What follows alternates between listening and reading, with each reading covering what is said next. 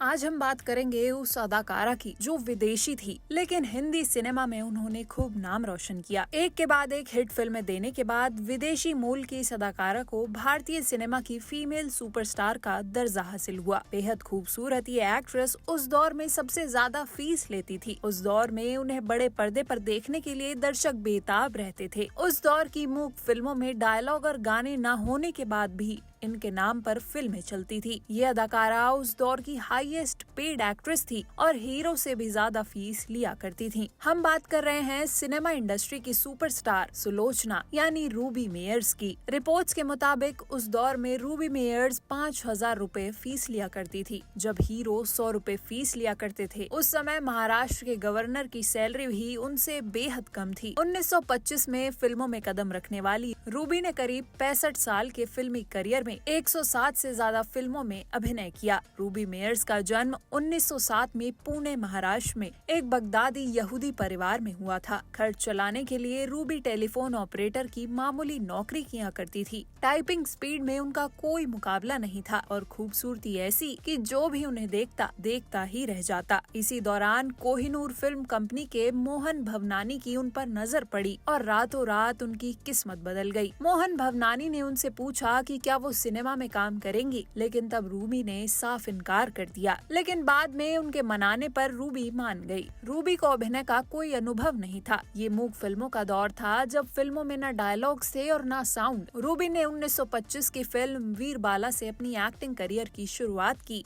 फिल्मों में काम करने के लिए रूबी मेयर्स ने अपना नाम बदलकर सुलोचना रख लिया। भवनानी के डायरेक्शन में बनी फिल्मों में सुलोचना को स्टार बना दिया, लेकिन कुछ फिल्मों के बाद सुलोचना ने कोहिनूर कंपनी छोड़कर इंपीरियल फिल्म कंपनी ज्वाइन कर ली। इस कंपनी के साथ सुलोचना ने तकरीबन 37 फिल्में की। जब साउंड फिल्मों का दौर आया तो हिंदी में कमजोर ब्रिटिश मूल की रूबी को दरकिनार कर दिया गया। 1 साल का ब्रेक लेकर रूबी ने हिंदी में महारत हासिल की और दमदार कमबैक किया। खुद की प्रोडक्शन कंपनी रूबी पिक्स शुरू की और हाईएस्ट पेड एक्ट्रेस बन गई। 1926 में आई टाइपिस्ट गर्ल और 1927 में आई बलिदान और वाइल्ड कैट ऑफ बॉम्बे जैसी उनकी फिल्में खूब पॉपुलर रहीं। 1928 और 29 के बीच रिलीज हुई फिल्में माधुरी, अनारकली और इंदिरा बीए से सुलोचना काफी लोकप्रिय हो गयीं। उस जमाने में जहां अभिनेता साइकिल से सेट पर आया करते थे, सुलोचना शेवरले और रोल्स रॉयस जैसी लग्जरी गाड़ियों में आया करती थी। वो जब भी अपनी गाड़ी से उतरती तो आसपास देखने वालों की भीड़ लग जाया करती थी। लोगों में दीवानगी ऐसी थी कि भीड़ के डर से सुलोचना अपनी ही फिल्म देखने बुर्का पहनकर पहुंचती थी।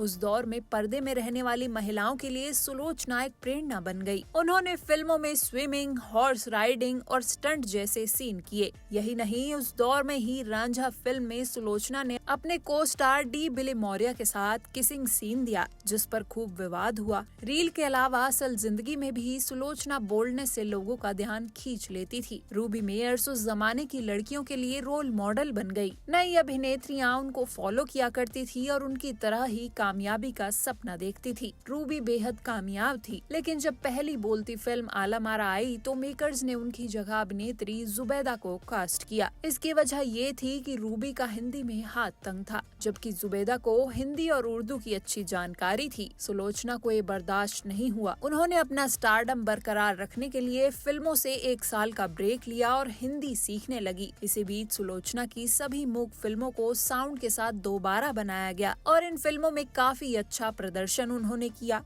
रूबी मेयर्स से जुड़ा एक दिलचस्प किस्सा है। जब तत्कालीन होम मिनिस्टर मोरारजी देसाई ने उनकी एक फिल्म को असभ्य और नैतिकता के खिलाफ बताते हुए इसे बैन कर दिया था। वो फिल्म थी जुगनू। फिल्म में स्टूडेंट बनी सुलोचना और प्रोफेसर बने दिलीप कुमार के बीच लव एंगल दिखाया गया था। फिल्म में दिलीप कुमार और नूरजहां लीड रोल में थी, लेकिन सुलोचना फिल्म में स्टूडेंट दिखाई गई थी। तब उस दौर में प्रोफेसर और स्टूडेंट के बीच रोमांस लोगों को हजम नहीं हुआ और इसे नैतिकता के खिलाफ बताया गया।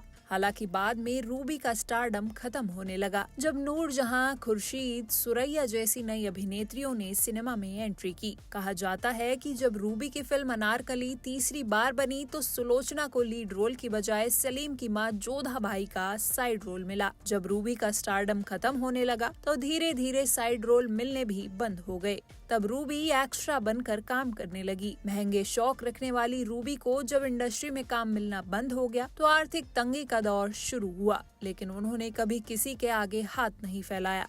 धीरे धीरे काम मिलना बंद हुआ तो वो लोगों की नजरों से दूर एक गुमनाम जिंदगी जीने लगी। साल 1973 में सुलोचना को भारतीय सिनेमा में दिए योगदान के लिए फिल्म जगत के सबसे सम्मानित दादा साहेब फाल्के अवार्ड से नवाजा गया।